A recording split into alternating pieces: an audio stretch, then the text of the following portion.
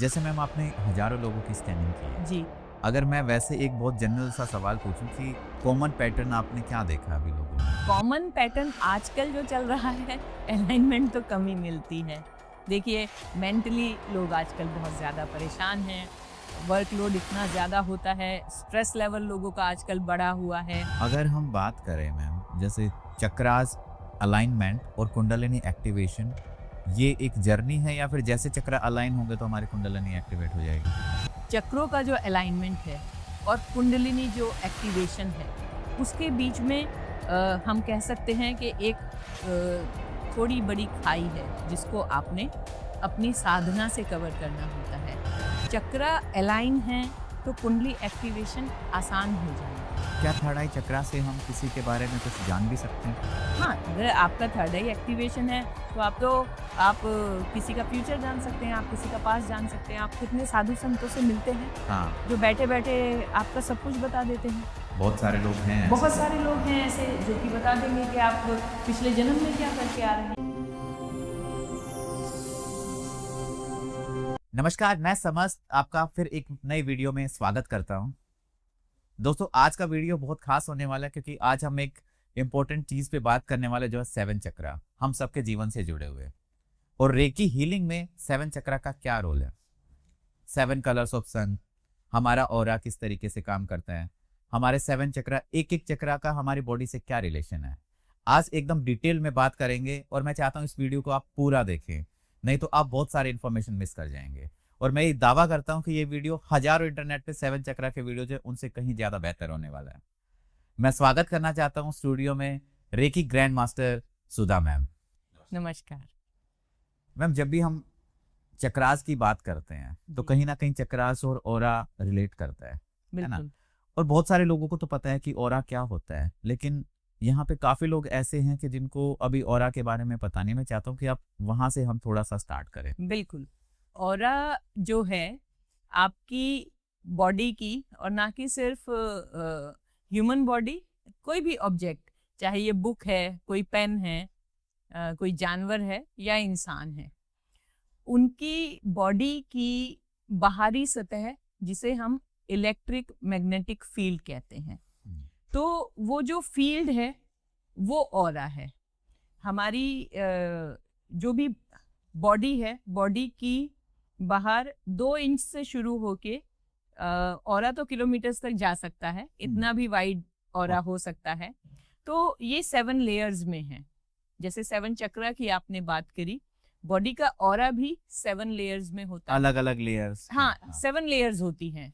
आपने पुरानी पिक्चरों में देखा होगा, जब भगवान को दिखाया जाता था तो उसके बैक में एक लाइट रोशनी, चमकदार रोशनी भी जरूर होती थी। हाँ। और जब भी भगवान प्रकट होते थे तो एक रोशनी के साथ प्रकट होते थे। तो वो जो रोशनी है वो सबके साथ जुड़ी हुई है, आपके साथ भी जुड़ी है, मेरे साथ भी जुड़ी है। जो भी बॉडी है, चाहे वो सजीव है बॉडी या निर्जीव है, निर्जीव वस्तु है जिसे हम ऑब्जेक्ट कहते हैं। अगर कोई पेड़ है, पेड़ का भी ऑरा होगा। अगर ये बुक सामने रखी है तो बुक का भी ऑरा है। तो बॉडी की जो इलेक्ट्रोमैग्नेटिक फील्ड है उसे हम ऑरा कहते हैं। तो ऑरा जो है, आप ये कह सकते हैं पॉजिटिव, नेगेटिव, स्ट्रॉन्ग, वीक, और कभी कभी ऑरा क्रैक भी हो सकता है।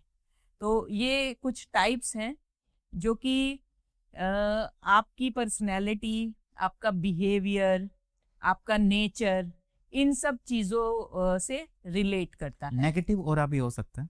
नेगेटिव ऑरा भी हो मतलब सकता जैसे जनरली जब हम भगवान के फोटोज देखते हैं तो वहां पे गोल्डन या फिर वाइट या येलो हाँ, कलर का पीछे येलो दिखता कलर है। की। जिन लोगों का नेगेटिव होगा तो उनका क्या ब्लैक दिखेगा? बिल्कुल ब्लैक तो नहीं होता, लेकिन जो पर्पल का ब्लैक शेड है डार्क या ब्लू का जो डार्क, बिल्कुल ब्लैकिश ब्लू टाइप का होगा। तो ये जो कलर वही हैं, कलर वही रहेंगे, लेकिन जो उसका डार्केस्ट पार्ट होता है वो उसमें कन्वर्ट हो जाता है। तो 7 कलर से बाहर कभी भी कलर बॉडी का आता नहीं है, लेकिन हाँ, हम उसको कह सकते हैं कि वो इतना डार्क हो जाता है कि कालेपन जैसा लगता है। हाँ। आप स्कैनिंग करते हैं जी, है ना? स्कैनिंग इसमें ना बहुत इंटरेस्टिंग पार्ट होता है कि आप देख के कंसंट्रेट करके और फिर किसी के बारे में जान लेते हैं, है ना? जी बिल्कुल। तो जब आपने सीखा तो आपका क्या एक्सपीरियंस रहा फर्स्ट टाइम जब आपने देखा किसी के बारे में? हाँ, स्कैनिंग तो सबसे पहले मैं ये बता दूं कि एकदम से आती नहीं है। रेकी की जो साधना है, इसकी डे टू डे प्रैक्टिस है, तो आपको बहुत टाइम लग जाता है आंखों से किसी को स्कैन करने में। नहीं तो हम जो नॉर्मली रेकी में हम लोग ऑरा स्कैन करते हैं, या तो हाथ रख के टच करके उसकी वाइब्रेशन फील करते हैं चक्रों की, नहीं तो डाउजर भी लोग यूज करते हैं। कई लोग जो होते हैं कॉपर रॉड के साथ भी और स्कैन वो करते होता हैं। है पूरा वो स्कैन खुला, करते हैं, हाँ, हाँ। खुला नहीं खुला या क्रॉस हो, हाँ। तो उस तरीके से किसी ना किसी ऑब्जेक्ट के साथ करते हैं। अपनी सिर्फ आंखों से देख के ऑरा स्कैन करना, इसमें बहुत टाइम लग जाता है, और धीरे धीरे मुझे भी बहुत ज्यादा टाइम लगा कि हाँ, किसी को देखकर और समझ जाना कि हाँ, इसके कलर्स जो हैं बैलेंस हैं, अलाइन हैं, डिस्टर्ब हैं, बहुत ज्यादा डिस्टर्ब हैं, या बहुत ज्यादा डार्कनेस में हैं, या बहुत ज्यादा अगर लो हैं तो वो लाइट शेड में आ तो रहे हैं। जब जैसे आप स्कैन करते हैं, जी है ना, कितनी एक्यूरेसी होती है ये? देखिए, एक्यूरेसी का तो मैं यही कहूंगी कि आज तक जिसको भी जो भी प्रॉब्लम अगर स्कैनिंग करके बताई है, तो अगर उस वक्त नहीं भी रही है, तो आगे चल के कोई ना कोई प्रॉब्लम जो है उनको उससे रिलेटेड निकली है। इसमें एक मेरा बहुत मैं कहूँगी दुखद अनुभव रहा है मेरी स्कैनिंग का। मेरे जानकार एस्ट्रोलॉजर थे पुणे के, और वो बहुत एलीट टाइप के एस्ट्रोलॉजर थे, बहुत एलीट लोगों में उनका उठना बैठना था, और खुद भी बहुत वो कह सकते हैं कि एक बहुत पॉजिटिव नेचर, एक जॉली नेचर के इंसान थे। तो हमारी अक्सर बात हुआ करती थी। तो बातों बातों में एक दिन उन्होंने मुझे कहा कि मेरी स्कैनिंग करना, तुम सबकी स्कैनिंग करती हो और मेरी भी स्कैनिंग करना। तो मैंने कहा ठीक है, मैं आपकी स्कैनिंग करूंगी। फिर मैंने उनकी स्कैनिंग की, तो मैंने उनको पूछा, मैंने कहा आपको हार्ट से रिलेटेड कोई प्रॉब्लम आ रही है, बीपी वगैरह में? तो उन्होंने कहा नहीं, मुझे कोई प्रॉब्लम नहीं है। तो कहते क्यों? मैंने कहा नहीं, आप थोड़ा ना अपने हार्ट का ध्यान रखो। तो उन्होंने कहा लेकिन मुझे तो कोई प्रॉब्लम ही नहीं है, हार्ट तो मेरा फिट है, आजकल मेरा बीपी भी ठीक चल रहा है, कभी कभी फ्लैक्चुएट करता है लेकिन आजकल बिल्कुल नॉर्मल चल रहा है। तो ऐसे हमारी बात हुई। मैंने कहा बस मुझे हार्ट चक्र की प्रॉब्लम लगी है, बाकी मुझे आपका सब ठीक दिख रहा है, आपको ध्यान रखना है थोड़ा सा, अगर हो सके तो चेकअप करा लेना। तो हमारी बात आई गई हुई, और अक्सर हमारी बात 15-20 दिन में हो जाया करती थी। तो 1-1.5 महीने तक हमारी कोई बात भी नहीं हुई। तो उनकी कोई नोन थी, वो मुझसे रेकी सीख रही थी, और एक दिन अचानक उसका फोन आया मेरे पास। तो सुबह सुबह उसका कॉल आया, तो मैंने फोन उठाया, तो उसने बोला कि सुधा मैम आपको कुछ पता चला? मैंने कहा नहीं।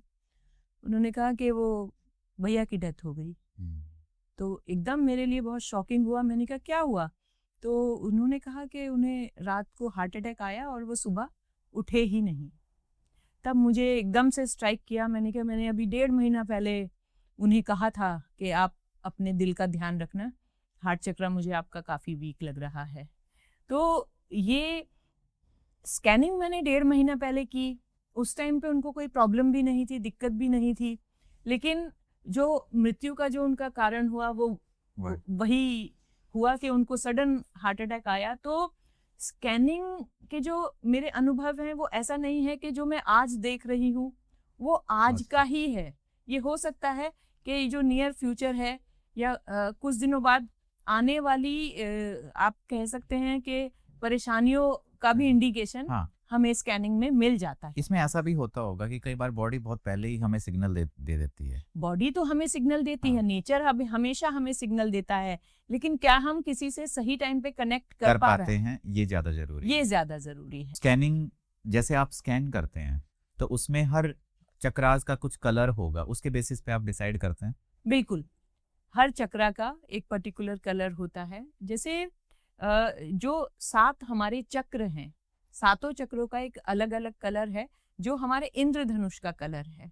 सूर्य से जो ऊर्जा आ रही है वो हम उसको अगर हम देखना चाहें तो हमें बारिश में ही वो पानी के साथ ही दिखता है, रेनबो बनता है, रेनबो बनता है तभी दिखता है। अदरवाइज वो ऊर्जा, वो रोशनी हमें सिर्फ वाइट नजर आती है कि सूरज निकल गया और सब कुछ चमकदार हो गया, लेकिन उस रोशनी के अंदर 7 रंग हैं और उनका सेम अलाइनमेंट है।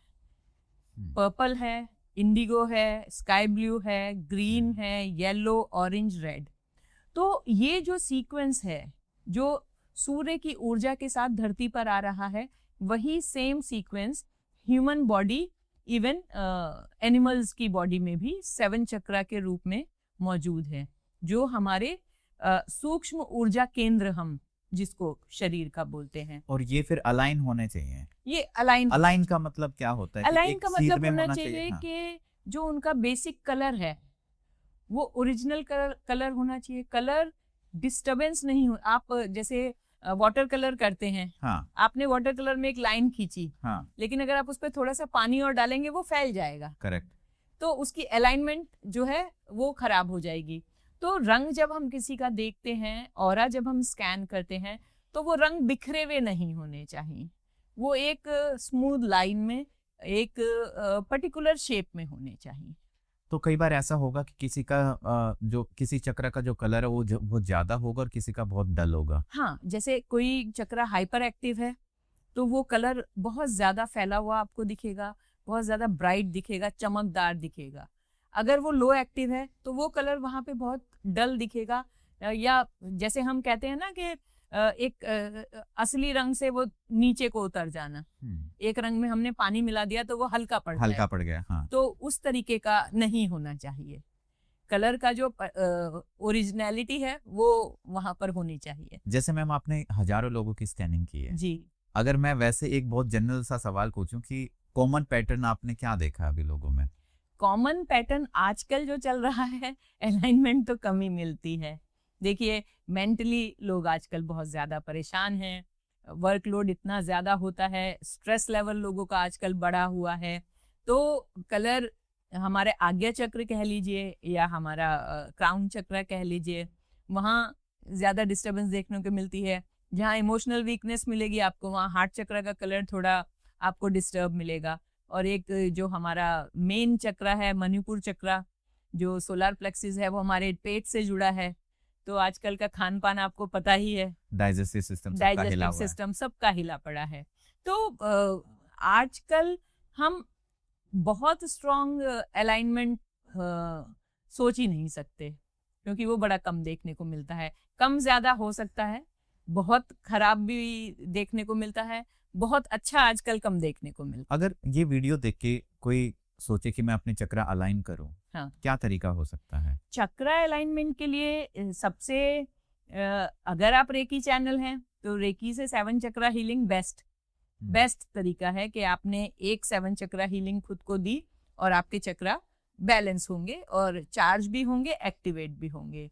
रेकी तो इजीएस्ट वे है चक्र अलाइनमेंट के लिए। दूसरा जो है, हम बीज मंत्रा भी करते हैं चक्रों के, जो हमारे लाम वाम यम रम हम ओम, ये चक्रों के बीज मंत्र हैं।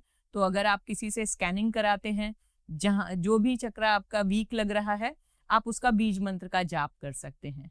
जो चक्र वीक लग रहा है उस रंग के आप कपड़े पहन सकते हैं। क्रिस्टल्स भी आते हैं, पर्टिकुलर चक्र के पर्टिकुलर क्रिस्टल्स आते हैं।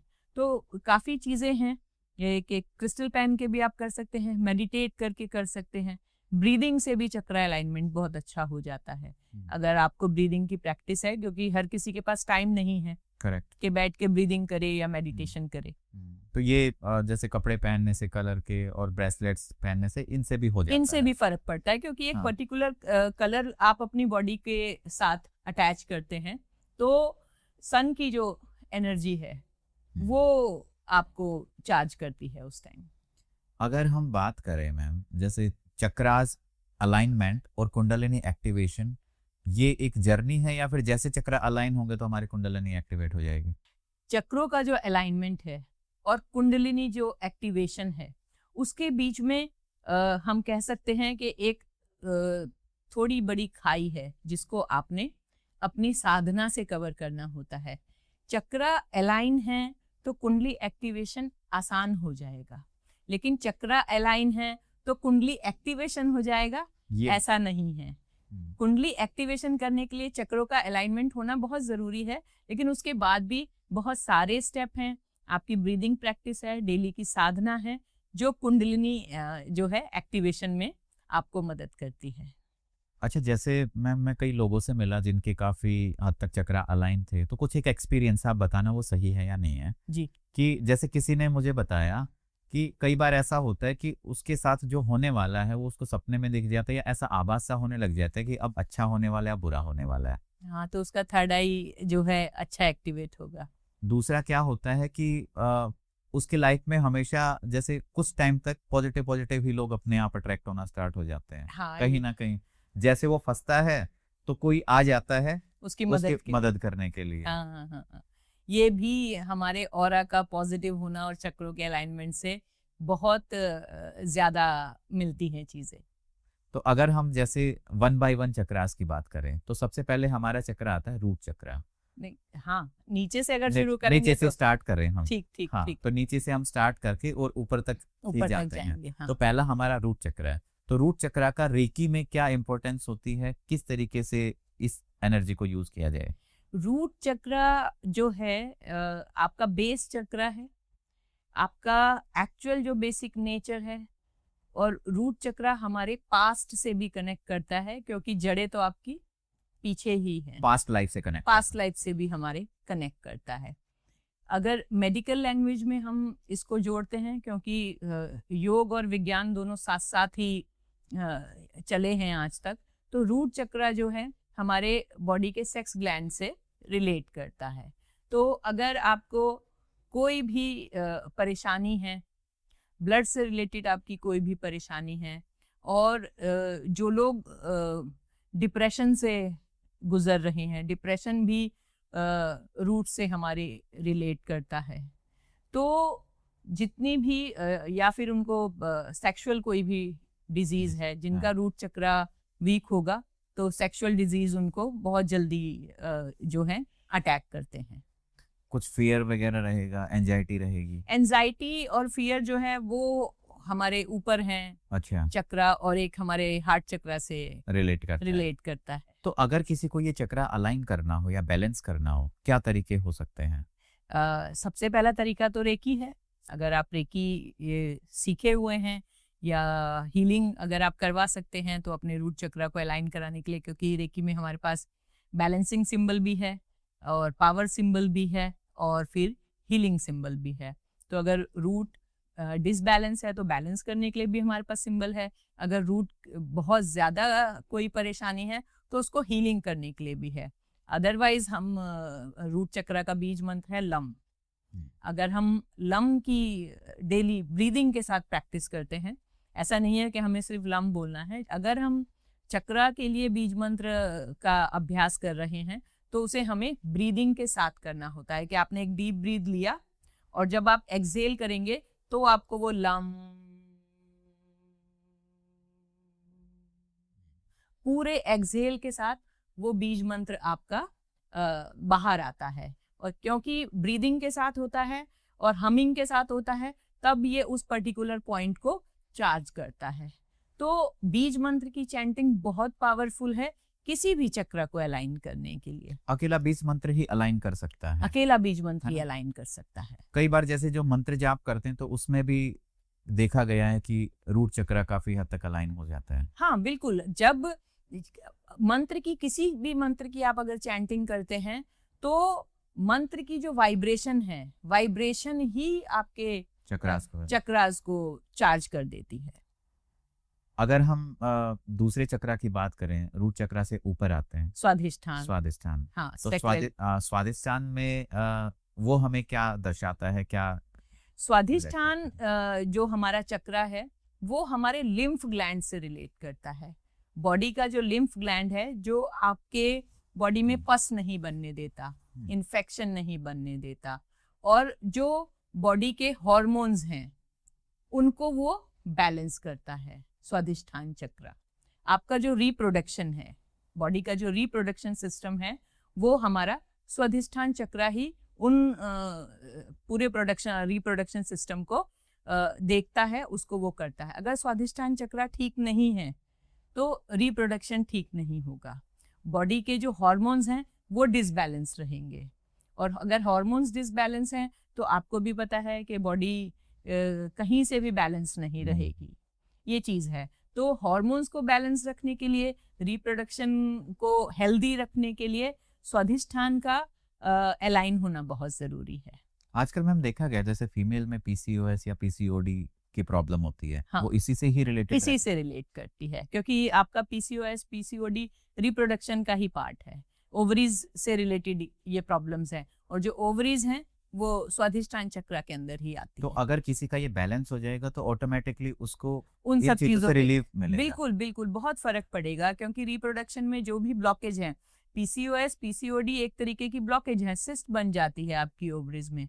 तो अगर आप स्वाधिष्ठान को अलाइन करते हैं, अपने सेक्रल चक्र पे काम करते हैं, तो इन सब चीजों से आप निजात पा सकते हैं। तो सैक्रल चक्र का जो कलर है वो क्या है? ऑरेंज कलर तो अगर किसी का, जैसे आप स्कैन करते होगे, किसी का अच्छा होगा तो कलर बहुत ज्यादा दिखेगा, डल है तो उसका बहुत ज्यादा वीक बहुत ज्यादा वीक है, या फिर अगर कलर बिखरा हुआ भी है तो भी डिस्टर्ब है, वहाँ डिस्टर्बेंस है। चलिए बात करते हैं तीसरे चक्र ऊपर जो मणिपुर चक्र है। जी, मणिपुर चक्र क्या बताता है? मणिपुर चक्र जो है समझ लीजिए कि सबसे बड़ा उसका रोल है, क्योंकि वो हमारे उसके अंदर सबसे ज्यादा ग्लैंड्स और ऑर्गन्स आते हैं। मणिपुर चक्र का कलर येलो है, वो हमारे डाइजेशन को देखता है, और डाइजेशन में आपको पता है डाइजेस्टिव सिस्टम में हमारा लिवर भी आता है, हमारी किडनीज भी आती हैं, स्प्लीन भी आता है, गॉल ब्लैडर भी आता है, हमारी इंटेस्टाइन भी आती है, स्टमक भी आता है। तो जो मणिपुर चक्र है वो बहुत सारी चीज़ों को मैनेज करता है।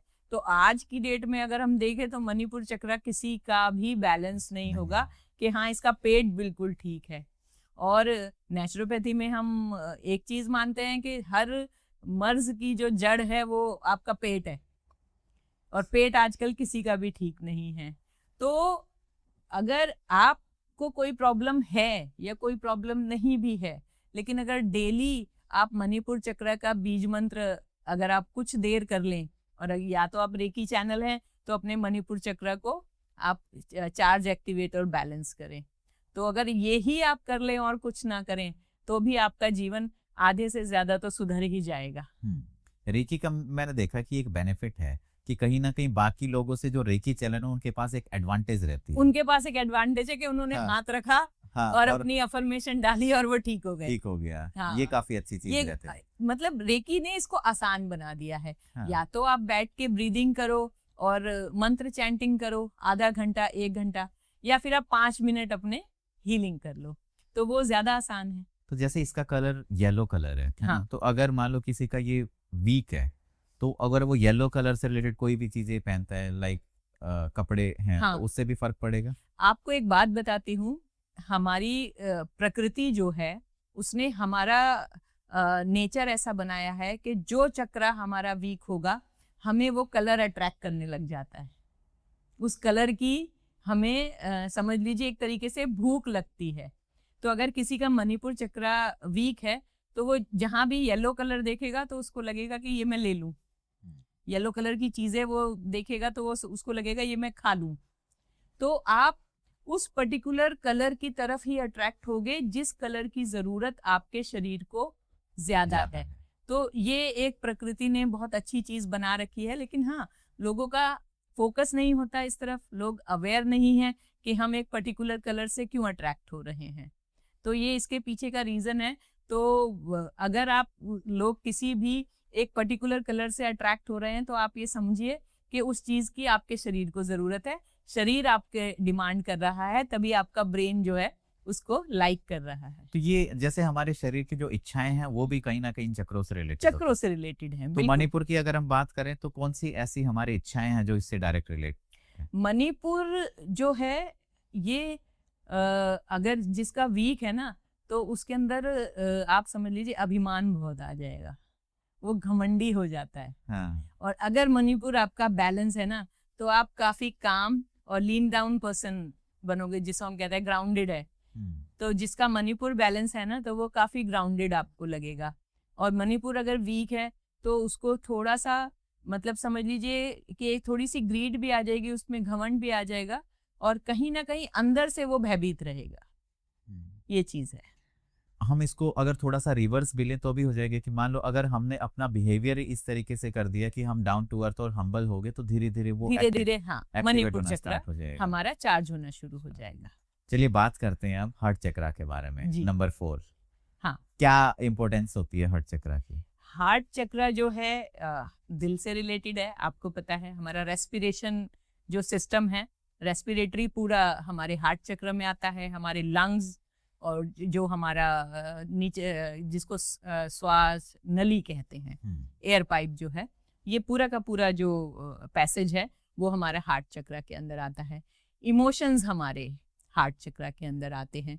पास्ट के डिपॉजिट 2 जगह होते हैं बॉडी में, तो वो एक पार्ट जो है हमारा हार्ट चक्र है, जो कि हमें इमोशनली स्ट्रांग या वीक बनाता है। कि हाँ, कई लोगों की आदत है कि बहुत पुरानी बातें लेके दिल में बैठे रहते हैं, तो वो भी चीज़ें हार्ट चक्र की, जिसकी हार्ट चक्र वीक है वो बहुत ज़्यादा टची होता है, बहुत जल्दी दिल उसका दुख जाता है।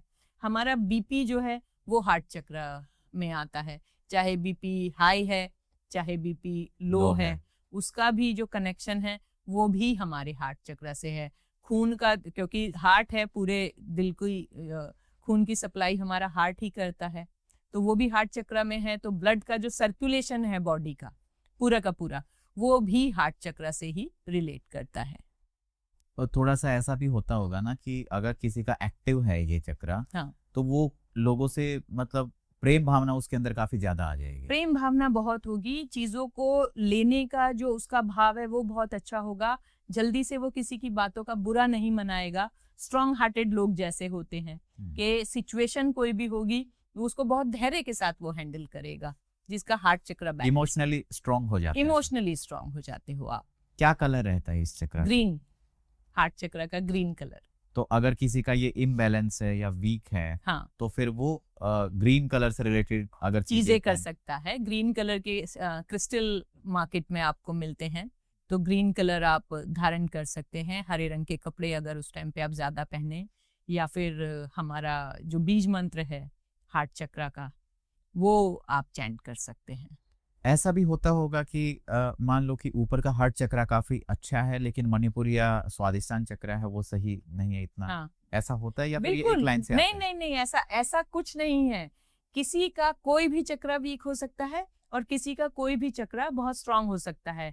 किसी किसी की बॉडी में एक चक्र इतना स्ट्रांग होगा जो बाकी की वीकनेस को संभाल के बैठा है, या किसी का एक चक्र इतना वीक होगा जो बाकी के चक्रों को भी बिगाड़ देगा। तो ये अलग अलग डिपेंड करता है, मतलब अलग तरीके के लोगों में अलग तरीके की चीजें देखने को मिल सकती हैं। ये ऐसा बिल्कुल नहीं है कि हार्ट चक्र वीक है तो उसका असर मणिपुर पे आएगा। मणिपुर का अलग रोल है, वो अलग है। हाँ। वो अलग रोल है, उसकी अपनी वीकनेस, अपनी स्ट्रांगनेस है, ये चीज है। तो एक चक्र का दूसरे से इंटरकनेक्शन सबसे है, लेकिन किसका क्या स्ट्रांग होगा, किसका क्या वीक होगा, ये डिपेंड करता है।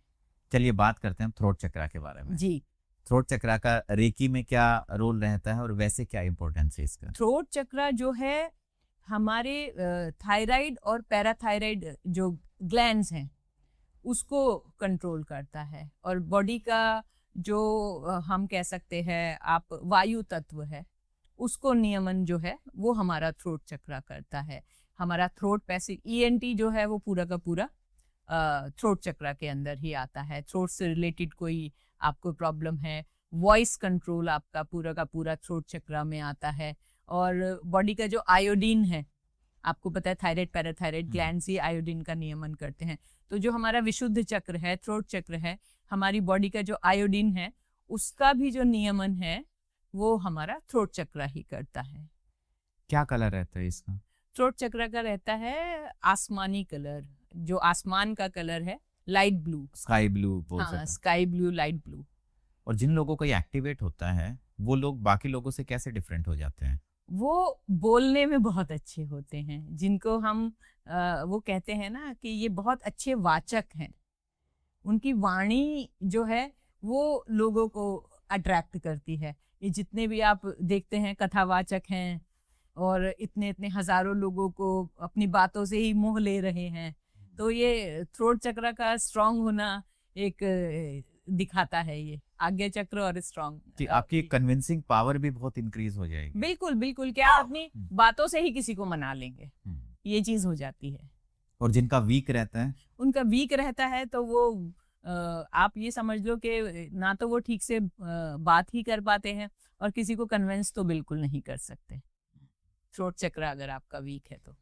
चलिए हम बात करते हैं अब थर्ड आई चक्र, आज्ञा चक्र। आज्ञा चक्र। हाँ। लोगों का ना बड़ा क्यूरियोसिटी होती है, जैसे कई बार बहुत सारे लोगों को तो चक्रा के बारे में पता ही नहीं है। हाँ हाँ हाँ। जैसे कई बार मैं वैसे बात करता हूँ या फिर ऐसे कमेंट्स भी आते हैं, अब तो धीरे धीरे थोड़ा सा अवेयरनेस हो रहा है, लेकिन लोगों को चक्रास के बारे में बेसिक चीजें भी नहीं पता बेसिक चीजें भी पर उनको ये पता है कि भगवान शिव का जैसे देखा है कि यहाँ पे यहाँ एक थर्ड तीसरी आई है। आंख है, थर्ड आई है। हाँ हाँ हाँ। तो थर्ड आई एग्जैक्टली क्या कर सकता है कोई व्यक्ति थर्ड आई से, और कैसे एक्टिवेट होती है?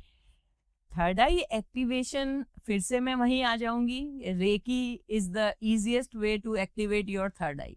तो रेकी सबसे आसान रास्ता है, क्योंकि हमारे पास एक स्पेशल सिंबल है, थर्ड आई एक्टिवेशन सिंबल। तो हमें वो सिंपली अपनी थर्ड आई पे डालना है, हीलिंग करनी है और थर्ड आई एक्टिवेट हो जाती है। बोलने में और सुनने में ये लगेगा कि ऐसे कैसे, लेकिन एक जो रेकी प्रैक्टिस कर रहे हैं लोग, जो रेकी चैनल हैं, वो इस चीज को समझते हैं, क्योंकि रेकी में जो डिस्टेंस हीलिंग होती है वो आपकी थर्ड आई से ही होती है। ये सारा काम आप अपनी थर्ड आई से करते हैं। तो किसी भी रेकी चैनल की, जो भी रेकी मन से और रेगुलर प्रैक्टिस में है, उसकी थर्ड आई एक्टिवेट रहती है। और जब आप अपनी थर्ड आई पे काम करते हैं, आज्ञा चक्रा पे काम करते हैं, तो चाहे आप उसको फोकस कह लीजिए, चाहे मेमोरी कह लीजिए, क्योंकि जितने भी हमारे पास डिपॉजिट हैं, जैसे पहले मैंने बताया था हार्ट चक्र में है, एक हमारे आज्ञा चक्र में, यहाँ भी, क्योंकि मस्तिष्क में सारी यादें, सारी बातें हमारी वहाँ रहती हैं। तो थर्ड आई चक्र जिनका वीक होगा, वो लोग बहुत हम उनको कह सकते हैं कि सोच जो होगी उनकी बहुत अच्छी नहीं होगी, क्योंकि वो अच्छा सोच ही नहीं पाएंगे। पिट्यूटरी ग्लैंड जो है हमारा, वो थर्ड आई से रिलेट करता है। और आपने ये सुना ही होगा कि जिनका पिट्यूटरी अच्छा एक्टिव है वही लोग साइंटिस्ट बनते हैं, और अगर नेगेटिवली एक्टिव है, यहाँ पॉजिटिव और नेगेटिव में बहुत फर्क है। अगर पिट्यूटरी पॉजिटिवली एक्टिव है तो आप साइंटिस्ट बनते हैं, पिट्यूटरी नेगेटिवली एक्टिव है तो आप टेररिस्ट बनते हैं। तो ये बहुत इंपॉर्टेंट चक्र है थर्ड आई चक्र। एक्टिवेशन एक अपनी जगह है, अगर ये हाइपर एक्टिव हो जाता है तो या तो ये आपको पूरी दुनिया से ही काट देगा, या फिर आप पूरी दुनिया को काटने वाले बन जाओगे। तो इसका बैलेंस होना बहुत जरूरी है। बच्चों में इसका बैलेंस होना बहुत जरूरी है, क्योंकि बच्चे धीरे धीरे डेवलप हो रहे हैं, अच्छाई बुराई सीख रहे हैं। वही उनका समझ लीजिए एक टाइम होता है कि उन्हें पता होना चाहिए कि क्या अच्छा है क्या बुरा है। अगर अच्छे बुरे का फर्क मिट जाएगा तो एक साइंटिस्ट और टेररिस्ट में कोई फर्क नहीं रह जाएगा। करेक्ट। तो थर्ड आई चक्र जो है मोस्ट इम्पॉर्टेंट चक्र है, जो कि बैलेंस होना बहुत जरूरी है, क्योंकि हाइपर एक्टिवेशन से भी इसके नुकसान है और लो एक्टिवेशन से भी नुकसान है। लो एक्टिव होगा, आप डिप्रेशन में रहेंगे, आप तनावग्रस्त रहेंगे, आपका किसी से बात ही करने का मन नहीं करेगा, आप पास्ट में उलझे रहेंगे, आप पुरानी बातों को लेकर दुखी ही रहेंगे। तो थर्ड आई चक्र पे हमें बहुत फोकस करना होता है। क्या थर्ड आई चक्र से हम किसी के बारे में कुछ जान भी सकते हैं? हाँ, अगर आपका थर्ड आई एक्टिवेशन है तो आप किसी का फ्यूचर जान सकते हैं, आप किसी का पास्ट जान सकते हैं। आप कितने साधु संतों से मिलते हैं, हाँ, जो बैठे बैठे आपका सब कुछ बता देते हैं। बहुत सारे लोग हैं ऐसे, बहुत सारे लोग हाँ, हैं ऐसे जो कि बता देंगे कि आप पिछले जन्म में क्या करके आ रहे हैं, या आपके साथ अभी परसों क्या हुआ है, परसों क्या हुआ है, अगले महीने क्या होगा, अगले महीने क्या अगले होने साल वाला क्या है, होगा, वो बता देते ये हैं। सब थर्ड आई से ही कनेक्टेड है। जिसका थर्ड आई चक्र जितना स्ट्रांग होगा, उसकी इंट्यूशन और उसकी एक्चुअली थर्ड आई से आप देख पा रहे हैं, ये दो आंखों से तो हम आज की चीजें देख पाते हैं, लेकिन थर्ड आई से आप पास्ट भी देख सकते हैं, आप फ्यूचर भी देख सकते हैं। और ऐसा होता है, इसके लिए लोगों की जीवन लग जाता है इन साधनाओं को करने में। ये चीजें आसान नहीं है। मैं ये नहीं कहती कि हर कोई कर पा रहा है, लेकिन कोशिश करें तो हर कोई कर सकता है। हाँ। क्योंकि कहीं ना कहीं प्रैक्टिस जितना आप करोगे प्रैक्टिस, उतना बिल्कुल रहेगा। बिल्कुल। तो अगर मान लो किसी को ये अलाइन करना है तो उसके लिए क्या कुछ स्पेशल प्रोसीजर होता है, या फिर जैसे हमने बाकी चक्रा के बारे में बात किया कि इसके मंत्र हैं और वो हैं, ध्यान लगाना पड़ता है इसमें? इसमें ध्यान का बहुत महत्व है। बिना ध्यान लगाए, बिना साधना किए थर्ड आई चक्रा आप, क्योंकि बाकी के चक्रा जो हैं वो जो हैं कहीं ना कहीं आपके फिजिकल ग्लैंड्स और ऑर्गन से रिलेट करते हैं। उनका नियमन आप एक रूटीन डेली लाइफ को बैलेंस करके भी बना सकते हैं, लेकिन अगर आपको थर्ड आई एक्टिवेशन करना है, कहीं ना कहीं आपको मेडिटेशन की तरफ जाना पड़ेगा, कहीं ना कहीं ध्यान की तरफ आपको जाना पड़ेगा, कहीं ना कहीं रेकी में तो मैंने जैसे आपको बताया बहुत ही आसान है, एक सिंपल सा हमारा थर्ड आई एक्टिवेशन का सिंबल है, उसको भी अगर हम डेली अपनी थर्ड आई पे डालते हैं, आप एक हल्की मसाज अपनी थर्ड आई को दे सकते हैं। एसेंशियल ऑयल्स आते हैं, उनसे आप थर्ड आई पे मसाज कर सकते हैं, उससे बहुत अच्छा इफेक्ट आता है। आपने देखा है हमारे हिंदू धर्म में तिलक लगाने का, वो सिर्फ थर्ड आई को एक्टिवेट करने के लिए ही यहाँ तिलक लगाया जाता है।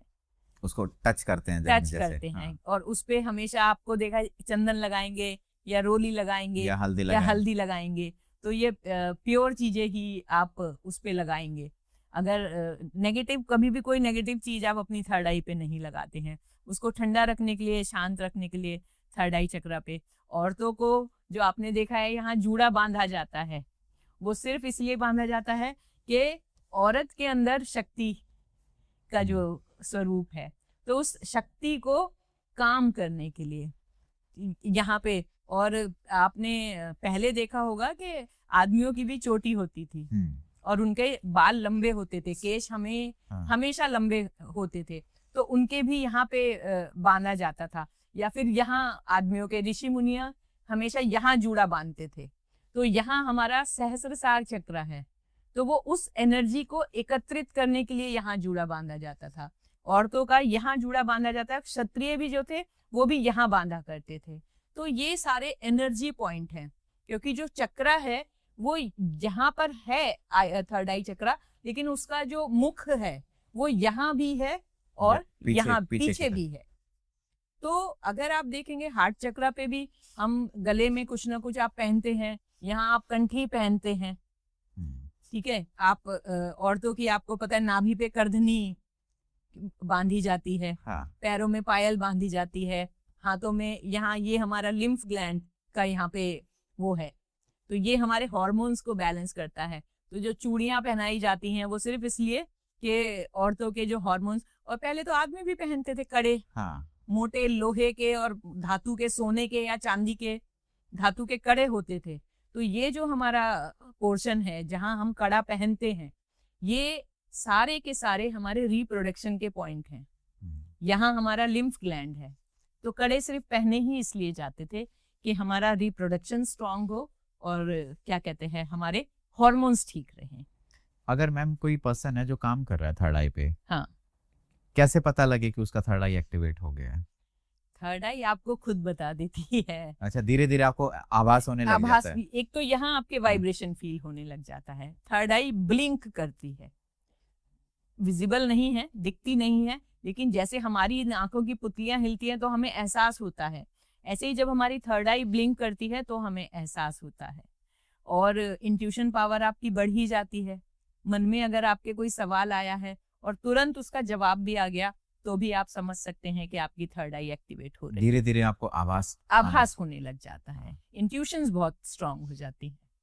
इसका कलर कौन सा है? थर्ड आई का इंडिगो कलर है, जो नील कलर हम जिसको बोलते हैं, नीला। तो अगर लोगों को ये एक्टिवेट करना है तो इस कलर से रिलेटेड वो चीजें कर सकते हैं। कलर से रिलेटेड क्रिस्टल आप पहन सकते हो। थर्ड आई का जो बीज मंत्र ओम है, आप ओम की चैंटिंग कर सकते हो। और थर्ड आई की जैसे मैंने बताया, आप किसी भी ऑयल से उसकी मसाज कर सकते हो, उस पे तिलक लगा सकते हो, और हाथों से अपनी एनर्जी भी आप डेली उसको दे सकते हो। चलिए बात करते हैं क्राउन चक्रा। जी, क्या रोल रहता है क्राउन चक्रा का? क्राउन चक्रा जो है सहस्त्रसार चक्र है, हमारे ब्रह्मांड का जो है समझ लीजिए जो भी यूनिवर्स से एनर्जी आ रही है और हमारे शरीर में जो एंट्री गेट आप उसको कह सकते हैं, सहस्त्रसार जो है हमारे शरीर का एंट्री गेट है जो ऊर्जा को अंदर की तरफ लेता है, क्योंकि जो भी कुछ आ रहा है ऊपर से आ रहा है। आपने देखा है जब बच्चा पैदा होता है तो उसका ये तालू जो है वीक होता है और ये धीरे धीरे धीरे धीरे स्ट्रॉन्ग होना स्टार्ट होता है। तो यही हमारा मतलब जो कपाल पे जो हमारा एंट्री गेट है वो हमारा सहस्त्रसार चक्र है।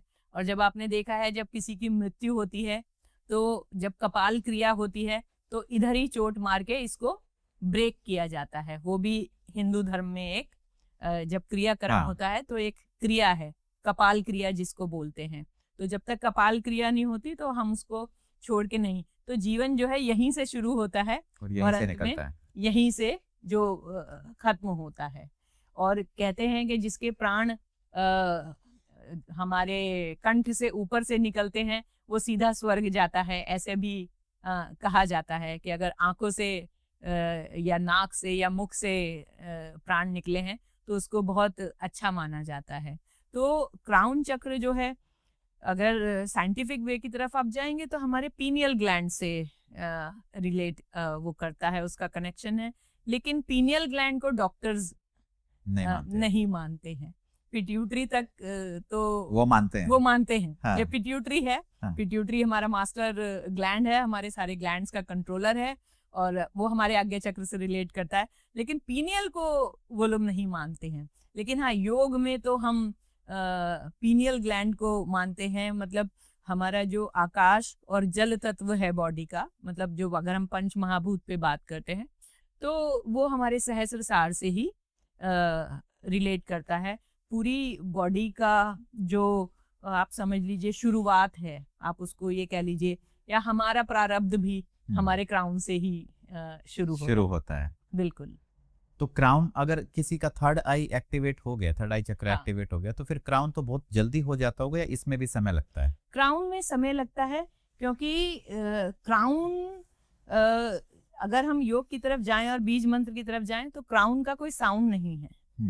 हमारे बीज मंत्र चक्र हमारे 7 हैं, बीज मंत्र हमारे 6 हैं, 7 बीज मंत्र नहीं है। तो क्राउन है ही शून्य। तो शून्य तक पहुंचने के लिए किसी को थर्ड आई से क्राउन तक जाने के लिए बहुत ही कम टाइम लगता है। लेकिन कभी कभी आप कितनी ही साधना कर लें आप थर्ड आई तक ही रह जाते हैं। क्राउन तक पहुंचने का भगवान बुद्ध जो थे उनका हुआ था, जिसको कहते हैं कि भगवान उनको जब आत्मज्ञान का बोध हुआ था सहस्त्रसार चक्र उन्हीं का खुला था।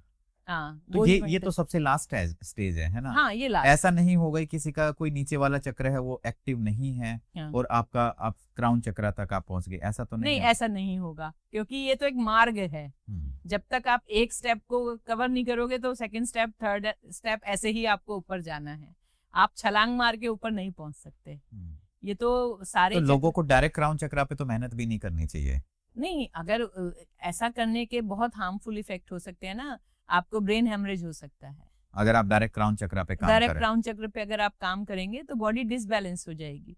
आप ये सोचिए कि आप ग्राउंड फ्लोर से खड़े होके आप 7th फ्लोर पे कैसे चढ़ सकते हो? कोई ना कोई रास्ता तो आपको पकड़ना पड़ेगा नीचे से ऊपर जाने का। आप कूद लगा के नहीं जा सकते, जाओगे तो आपकी हड्डी टूट जाएगी या आप गिरोगे। तो वैसे ही प्रैक्टिकली ये पॉसिबल नहीं है। तो जैसे मैम हमारा हर चक्रा जो है वो कहीं ना कहीं बॉडी के किसी न किसी पार्ट से रिलेट करता है। बिल्कुल। तो यहाँ से हमें एक तो चीज ये पता लग जाती है कि मान लो किसी पर्टिकुलर बॉडी पार्ट में प्रॉब्लम है तो हमें उस चक्रा पे ध्यान देना है। बिल्कुल। लेकिन अगर मैं ये बात करूं कि मान लो किसी को फाइनेंशियल ब्लॉकेज आ रही है, तो क्या चक्रा इसमें कोई ऐसा चक्रा भी जो फाइनेंशियल ब्लॉकेज दूर कर सकता है? फाइनेंशियल ब्लॉकेज अगर दूर करेगा वो भी क्राउन चक्रा, एंट्री गेट वही है। फाइनेंशियल हीलिंग भी जब हम किसी की करते हैं तो भी क्राउन चक्रा पे ही हीलिंग करते हैं। तो रेकी में अगर हमें फाइनेंशियल ब्लॉकेजेस हटानी है तो हमें उसके क्राउन चक्र पे ही काम करना पड़ता है। और जैसा हमने बात की अभी कि चक्रास को अलाइन करना है ना। अब यहाँ पे एक चीज आती है कि चक्रा हीलिंग और चक्रा अलाइनमेंट, ये दोनों क्या सेम चीजें हैं? इंटरकनेक्टेड तो हैं। हीलिंग, देखिए, अलाइनमेंट ये है कि कुछ डिस्टरबेंस है तो वहाँ हमको अलाइनमेंट चाहिए। हमारी 7 आप समझ लीजिए 7 मोती हैं, वो थोड़े से इधर उधर हो रखे हैं तो हमें उसको एक लाइन में रखना है, वो अलाइनमेंट है। लेकिन अगर कोई मोती क्रैक है या अपनी जगह से हिला हुआ है तो हमें उसकी हीलिंग करके उसको ठीक करना पड़ेगा। तो हीलिंग अलग चीज है, अलाइनमेंट अलग चीज है। जब हम शक्तिपात करते हैं तो शक्तिपात में क्या हमें हीलिंग मिलती है या अलाइनमेंट? अलाइनमेंट मिलता है। अलाइनमेंट मिलता है। जब भी किसी का शक्तिपात होता है रेकी में तो नीचे के जो 3 चक्र हैं, रूट, सेक्रल और मणिपुर चक्रा, सोलर प्लेक्सेस, ये तुरंत अलाइन हो जाते हैं और ये खुल जाते हैं फॉर द टाइम बिंग। ये बात मैं क्लियर कर दूं कि अगर किसी को ऐसा लगता है कि चक्र एक बार खुल गया तो वो खुला रहेगा, ऐसा हरगिज नहीं होता है। चक्र जैसे किसी का शक्तिपात हुआ है तो नीचे के 3 चक्र खुल जाते हैं, क्योंकि उस टाइम शक्ति का इतना ऊर्जा का एक वहन होता है आपके शरीर में कि वो ऊर्जा केंद्र आपके ओपन हो जाते हैं। लेकिन हाँ, क्योंकि हमारी सुषुम्ना नाड़ी जो है सुप्त नाड़ी है, वो एक्टिवेट भी होगी और वो फिर जाके अपनी जगह पे सो जाती है। तो शक्तिपात से अलाइनमेंट बहुत अच्छा होता है, क्योंकि एक मास्टर जो है वो चक्रों को ही अलाइन करता है शक्तिपात के वक्त। लेकिन हाँ, फिर उसके बाद आपकी साधना शुरू है। अगर वो साधना आपने नहीं की, डेली प्रैक्टिस आपने नहीं की, तो ये बिल्कुल ना मानिए कि वो जो चक्र खुले थे खुले रहेंगे, वो वापस बंद हो जाएंगे। मतलब ये परमानेंट नहीं है, आपको इस पे काम करते रहना पड़ेगा। ये तो जैसे आपकी सांसें है ना, सांसें लेते रहोगे तो जीवन चलता रहेगा। चक्रों को अपने आप चार्ज करते रहोगे तो वो चार्ज रहेंगे, चार्ज नहीं करोगे तो नहीं। कई बार कुछ लोग जब इस जर्नी में होते हैं तो उनको ना फील होता है कि जैसे मेरे चक्रास हैं, तो वो पॉजिटिव साइड होता है या फिर वो नेगेटिव साइड होता है?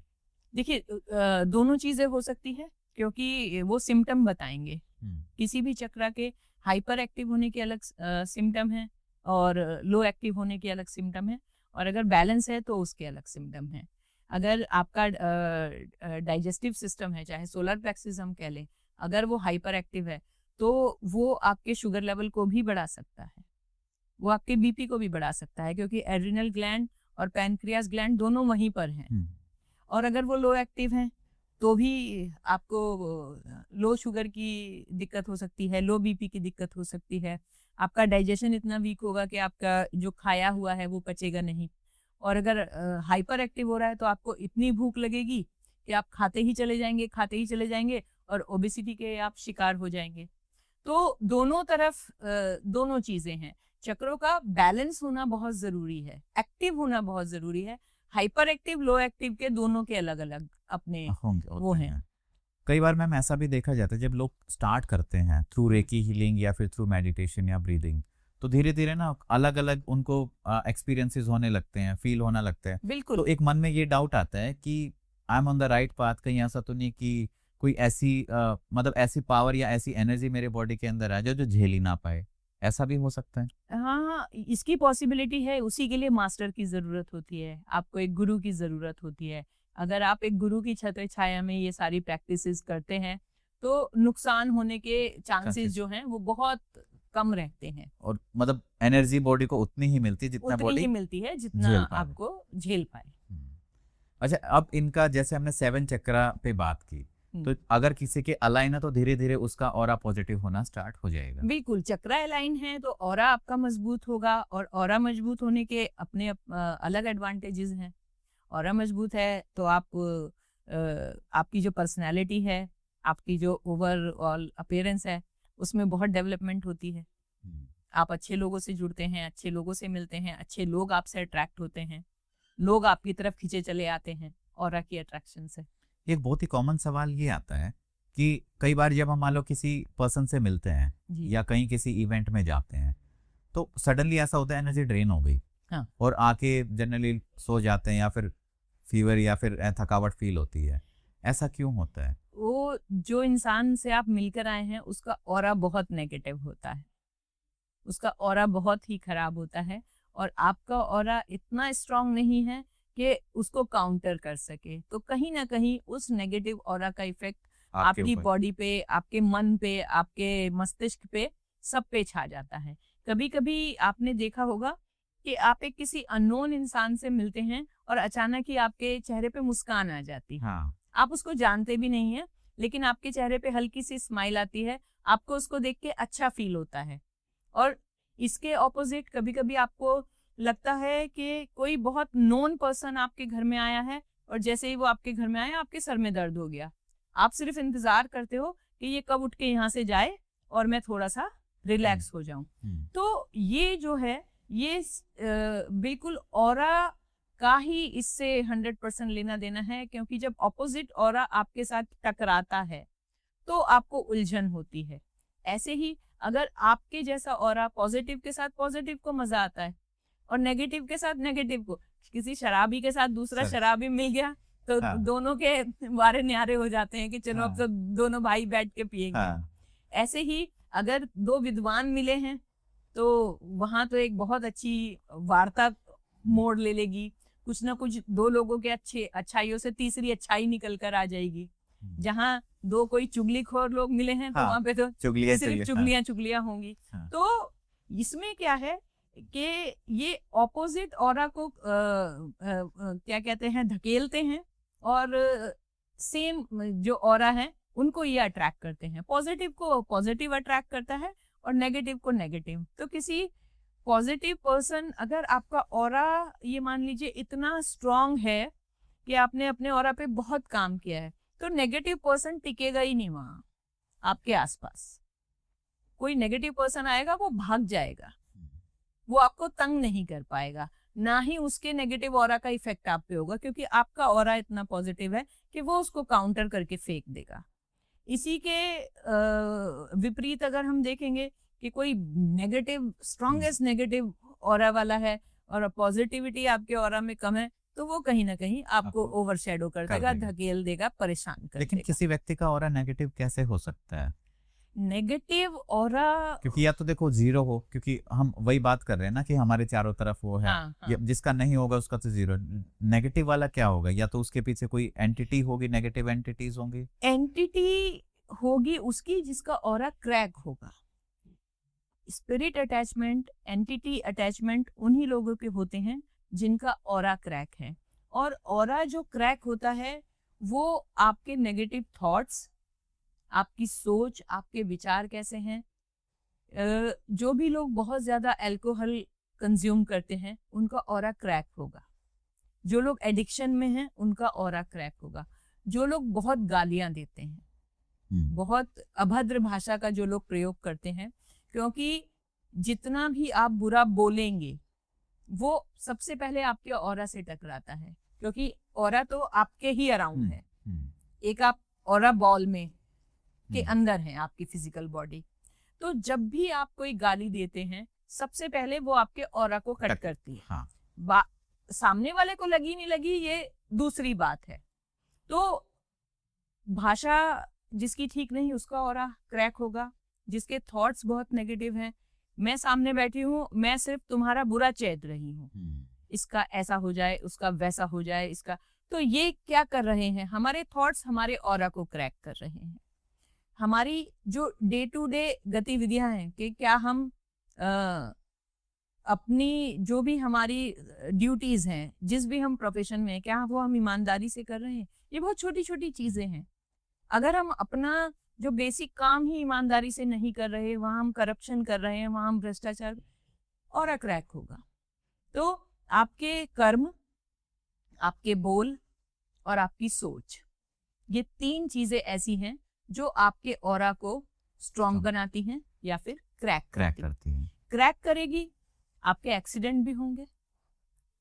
कोई भी जानवर है अगर काटने वाला है, जैसे कि कुत्ता है, हाँ। जिनका ऑरा क्रैक होगा उनको कुत्ता काट लेगा जरूर, और जिनका ऑरा मजबूत होगा उनको कभी भी कोई कुत्ता नहीं काटेगा। वो तो उनके पास आएंगे, पूंछ हिलाने लग जाएंगे। जिनका ऑरा मजबूत है, चाहे आप रोड पे भी चल रहे हैं तो भी गाड़ी आपके पास से तो निकल सकती है, मार के कभी नहीं निकलेगी। आपको कोई बुरी नजर नहीं लग सकती, आपके ऊपर कभी कोई ब्लैक मैजिक का असर नहीं होगा। प्लैनेट्स का जो प्रभाव है, जिसे हम कहते हैं प्लैनेट का दुष्प्रभाव हो गया, राहु की दृष्टि, शनि की दृष्टि, केतु की दृष्टि लग गई इसको, इसका मंगल खराब है, हम ये बातें करते हैं। लेकिन अगर आपका ऑरा स्ट्रांग है, आपको कभी भी इन सब चीजों का इफेक्ट भी नहीं होगा, क्योंकि ये आप हो और ये आपका ऑरा है। तो कोई भी चीज है वो आप तक पहुंचने नहीं देगा। नेगेटिव, पॉजिटिव सारी चीजें आप अट्रैक्ट करोगे। तो इसी नोट पर इस पॉडकास्ट को हम यही एंड करते हैं। बिल्कुल। सो उम्मीद है दोस्तों आपको ये वीडियो अच्छी लगी होगी। अगर आपके कोई भी सुझाव हैं तो आप हमें कमेंट्स में ज़रूर बताइएगा। एक थोड़ा सा अगर मैं ब्रीफ बताना चाहूँ, इस वीडियो में हमने डिस्कस किया कि किस तरीके से आप अपने ऑरा को पॉजिटिव रख सकते हैं। आपके जो 7 चक्रास हैं, हर चक्रा का हमारा बॉडी पार्ट के साथ क्या रिलेशन है, किस तरीके से हम उस पर काम कर सकते हैं। आप इस वीडियो को उन लोगों के साथ जरूर शेयर करेगा जो कहीं ना कहीं मेडिकली जिनको प्रॉब्लम है, या एक बहुत छोटी छोटी चीज़ों से आप उनकी प्रॉब्लम सॉल्व कर सकते हैं। तो तब तक बने रहिए हमारे साथ, मिलते हैं नई वीडियो में। धन्यवाद। नमस्कार।